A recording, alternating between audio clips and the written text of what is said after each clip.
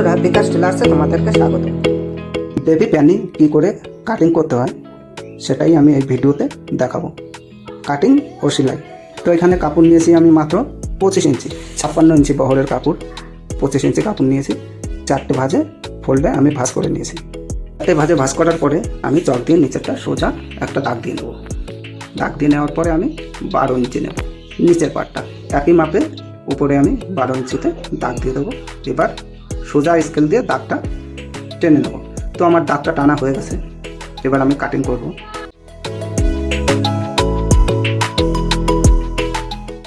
পাটটা cutting complete. ভিডিওটা একটু লং হবে, তবু ধৈর্য ধরে দেখবেন, তাহলেই পুরোটা শিখতে পারবেন। তো আমি এবার বডির পার্টটা কাটিং করব। এরকম আমি 4টে ভাঁজে ভাঁজ করে নেব। তোমাদের যে মাপটা সেই মাপে তোমরা বানাবে। আমি নিচে দাগটা টেনে নিলাম। এবার ইয়োকের লম্বাটা দেব 9 ইঞ্চি। তারপরে আমি সোজা দাগ টেনে নেব।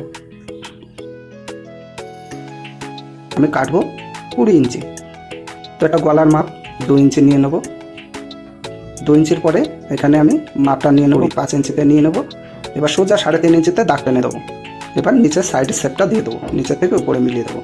1 ইঞ্চি ডিপ করব গলাটা। প্লাস আমার গলার দাগের সোজা দাগ দিয়ে নেবো। এবার একটু রাউন্ড শেপটা আমি দিয়ে নেব। আমার রাউন্ড শেপটা দেওয়া কমপ্লিট। তো নিচে আমি 1 ইঞ্চি রাউন্ড করব, তাহলে শেপটা ভালো আসবে। তো এবার আমি কাটিং করব।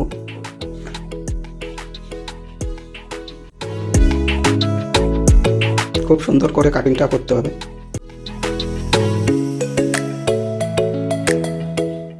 তো আমার বডির পার্টটা কাটিং কমপ্লিট। বডির পার্ট কাটিং কমপ্লিট হয়ে গেছে। এবার আমি নিচের কুচিটা কাটবো। কাপড়টা 4টে ভাঁজে ভাঁজ করে নিয়েছি, এটা আমার সুবিধার জন্য। তো 3 ইঞ্চি করে দাগ দেবো। আমি 5টা টুকরো এখান থেকে বের করব।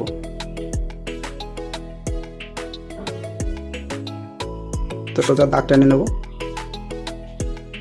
দাগ টেনে নেওয়ার পরে আমি কাটিং করে নেব। তো আমার বেবি প্যানি কাটিং কমপ্লিট। এবার আমি এটাকে সেলাই করে দেখাবো। চলো সেলাইটা করে নিই। তো কাটিং ও সেলাই দেখাচ্ছি, তার জন্য ভিডিওটা একটু লং হবে। চলো মেশিনে চলে এসেছি।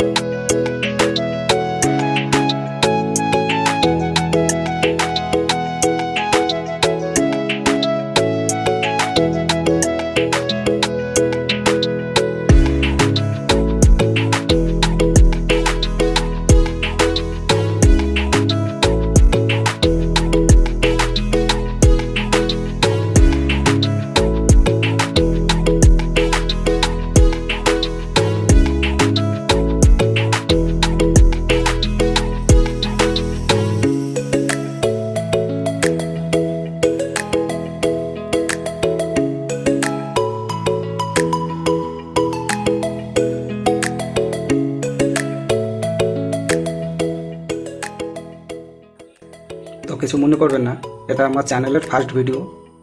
যদি তোমাদের বুঝতে একটু প্রবলেম হয় তাহলে আমাকে প্লিজ কমেন্টে জানাবেন, তাহলে সেই জায়গাগুলো আমি ঠিকমতো তোমাদেরকে বোঝানোর চেষ্টা করব। তো প্যানি বানানো প্রায় আমার কমপ্লিট। তো বন্ধুরা, আমার বেবি প্যানি কমপ্লিট।